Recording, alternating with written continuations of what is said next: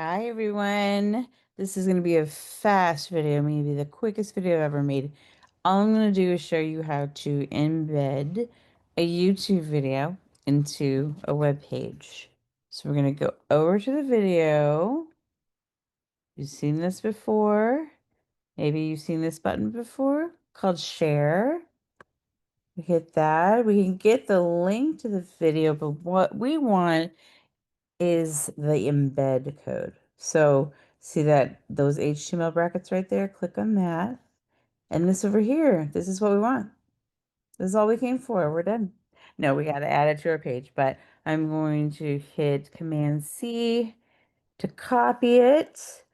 And this is interesting. You can actually add what point along the timeline you want it to start if you want to do that. I don't care right now. And I'm going to go over here and I'm going to paste it in. Up. Boom. So what we've got going on here is we got this thing called an iframe, which is an element, an HTML element, and it serves basically as a window through which you can look at another web page. So it's pulling up, basically it's pulling up another web page that has the video. And you can show other HTML pages inside of an iframe. Iframes have whole bunch of different attributes. You can look them up. There's things like frame border, the accelerometer, autoplay if you don't, do or don't.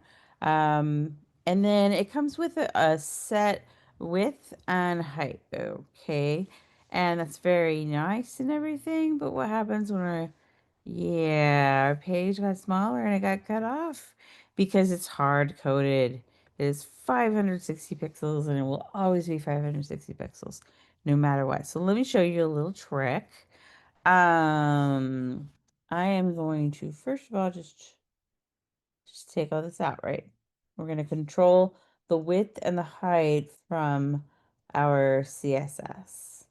Okay, so now it's at some sort of default.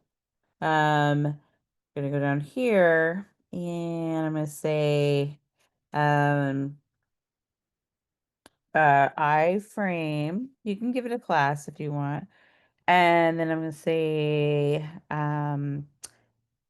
let's say I wanted the width to be 100%, and that would be 100% of the container.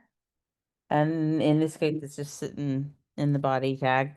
And then, okay, that's great for the width, but it does not do the height for you automatically because it doesn't know a height because it's just looking at an HTML page. They don't intrinsically have height to them. So with 100, so what I'm going to do is I know that it's video. And video has a specific aspect ratio. Maybe I can use that to not have to do the math to figure out what the proportional height should be. And we can do that. All we have to do is aspect dash ratio. And I happen to know that it's a 16:9 ratio. So if it were 16 inches across, it should be 9 inches down. That's the math. 16. All I do is type 16, 9. And now it's filling up the whole page, and it will always be the right proportion. So you might want to do that. You might not. It's up to you. I make this, oh, not 300, but like 30% width, and the same thing will occur. It'll always kind of fit right in that spot. So that's a little tip for you. All right. Have fun. Bye-bye.